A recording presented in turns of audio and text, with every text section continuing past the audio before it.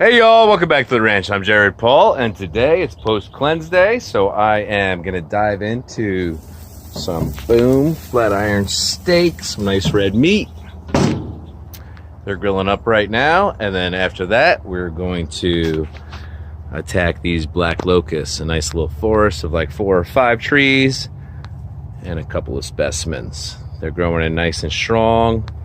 I absolutely love this species because even though we're up in northwest Connecticut, a colder environment, they make it look like we are in the tropical zone. So cold hardy trees with a tropical vibe. That's what's coming up on today's episode of Jarhead Bonsai.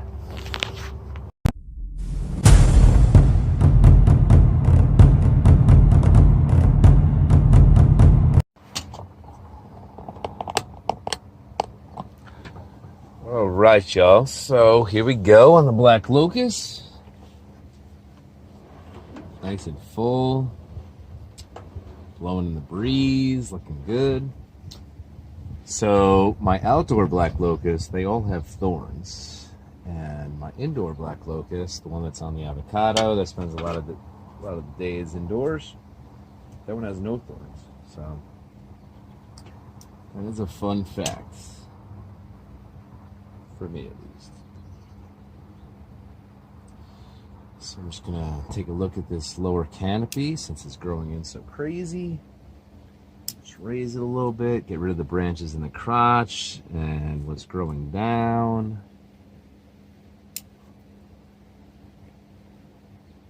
Getting rid of downward growing branches is more of a landscaping, ornamental pruning thing, unlike full-size trees. But since I'm not looking for interesting branches to keep and then straight ones to take off, I'm going to just take them all off as if this was an ornamental pruning.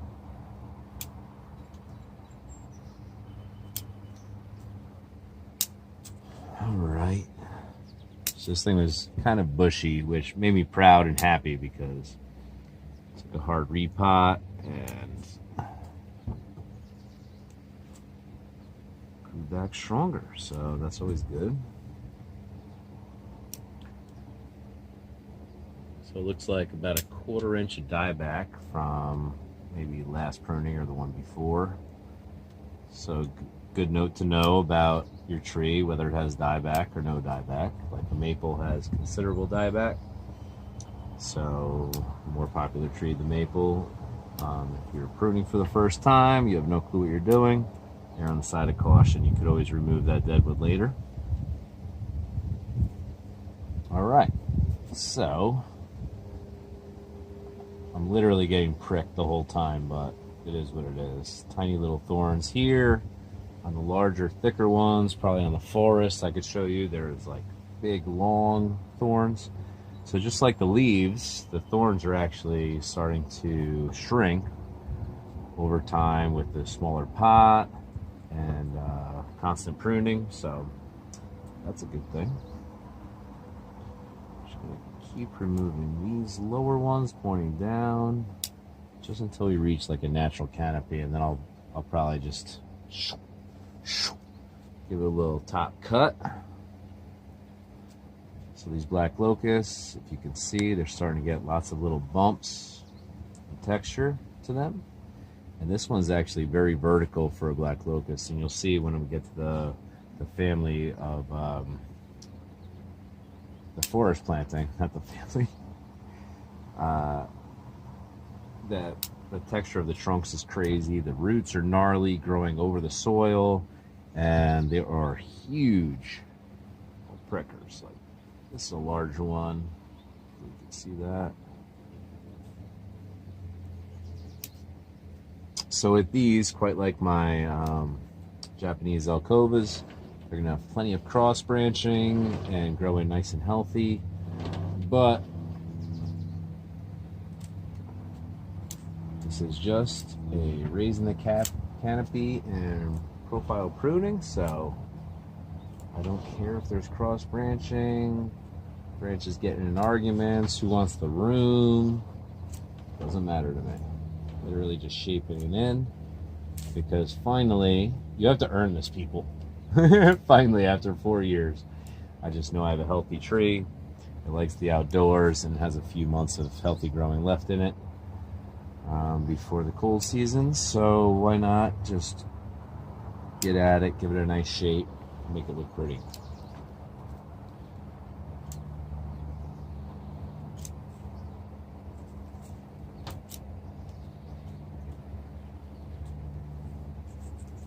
Congestion here. This branch here is growing back into like the main canopy, but oh yeah, this branch here, it's growing across everything. So we'll just take that off, and that fixed a lot.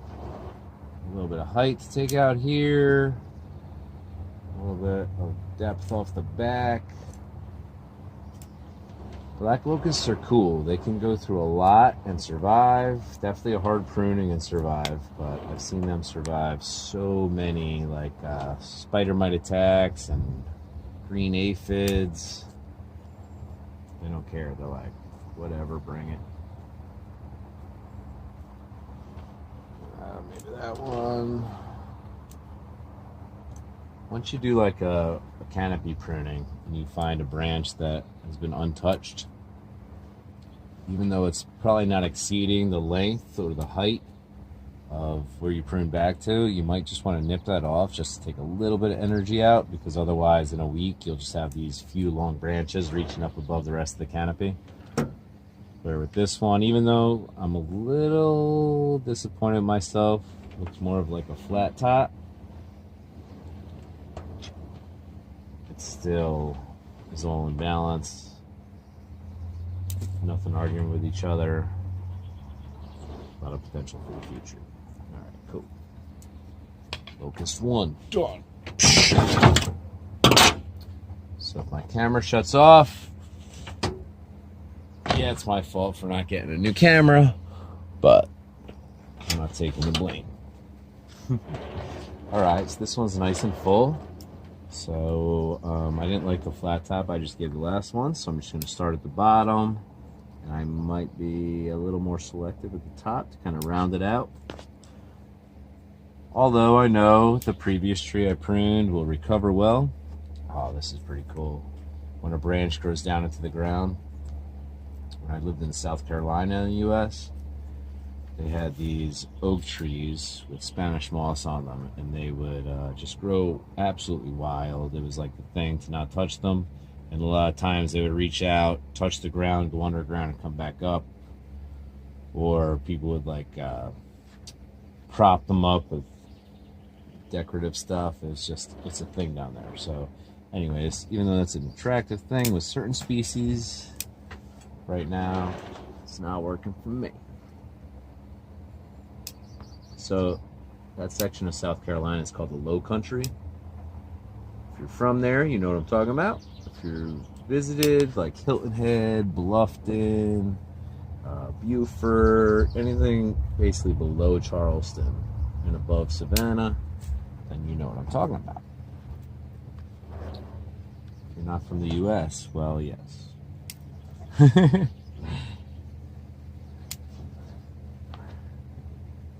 You probably don't know what I'm talking about, because when people come to the US, they visit LA, New York, Disney. You're not good visiting the intercoastal waterways of South Carolina and all that. But I'm sure just like every country, you know, a lot of history, a lot of beauty, a lot of different species, different dialects, the whole nine. Can you tell I miss traveling, people?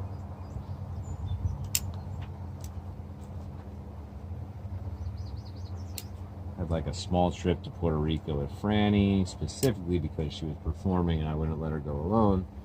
But other than that, since our honeymoon a couple years ago in March, actually more than 2 years ago, since this past March, we haven't done much traveling.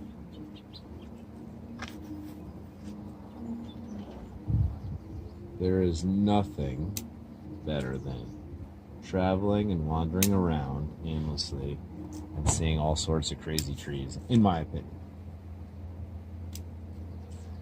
I have not tried this with an infant, So I guess with Stella, we will come across this, even though she's turning 1 in a month. Woo, woo.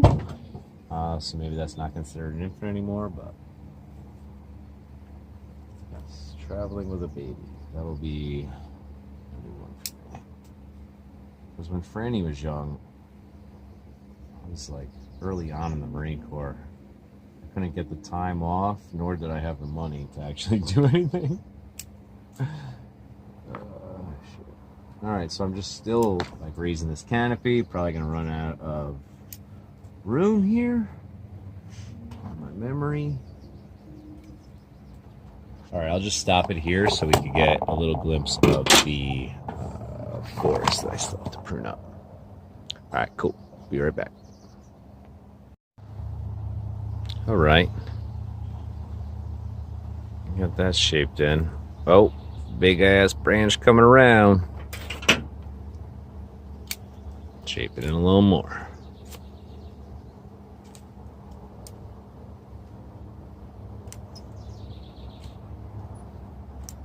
Cool. Onto the forest. Wait.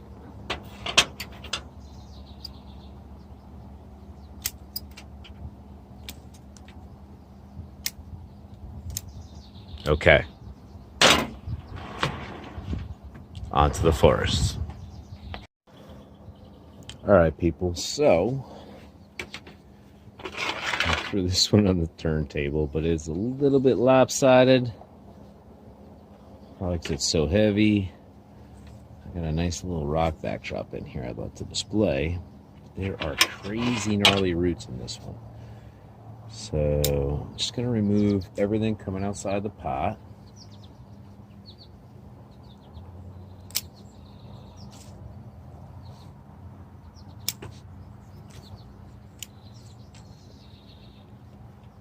I'll remove everything outside the pot, and then I will raise the canopy up. So right now I'm literally just grabbing it like it's a ball of hair and trying to keep as many branches as possible, but I'm not actually looking whether I'm keeping 2 sets of leaf, 1 set of leaf, any of that shit.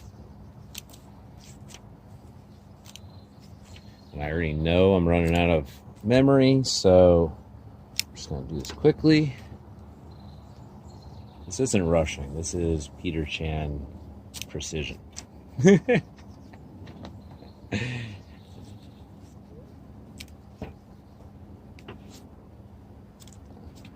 In the Marine Corps, you do everything 150% faster than it should be done, and if it's 90% correct, you are happy.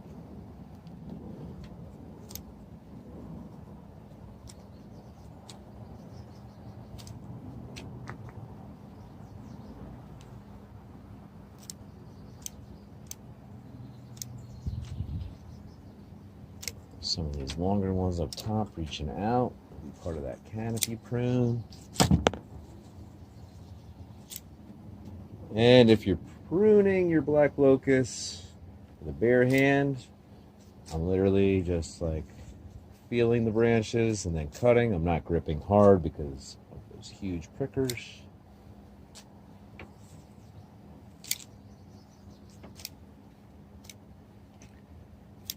I might have already said it, but these in Central Park in New York, where my daughter lives, they are absolutely incredible.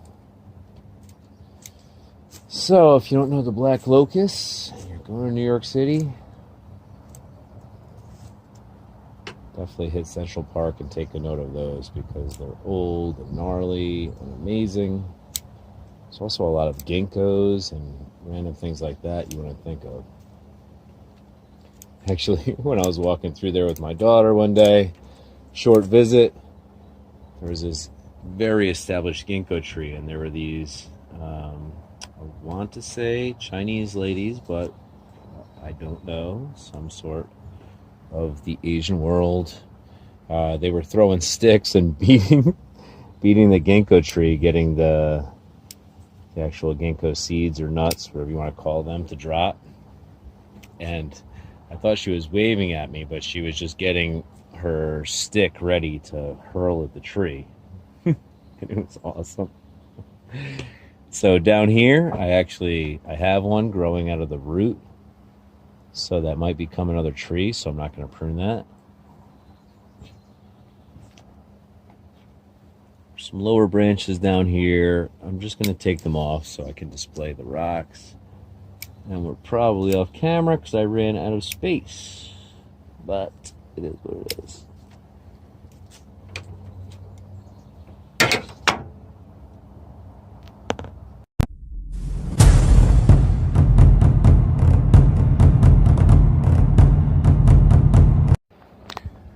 All right, y'all, so that's going to do it for today's episode of Jarhead Bonsai. Hope you enjoyed yourselves. Check out this black locust planting and its crazy gnarly roots. If I had to name this planting, it would be gnarly roots. Yeah, some of the rocks fell off during the filming, and I have to do some improvement, but for now, I am very pleased. Boom, boom, boom. Showing off the trunks and roots. And we got it under control. So between that and these two, that was a lot of fun. So I'm Jared Paul. And for Black Locust and my family to yours, cheers.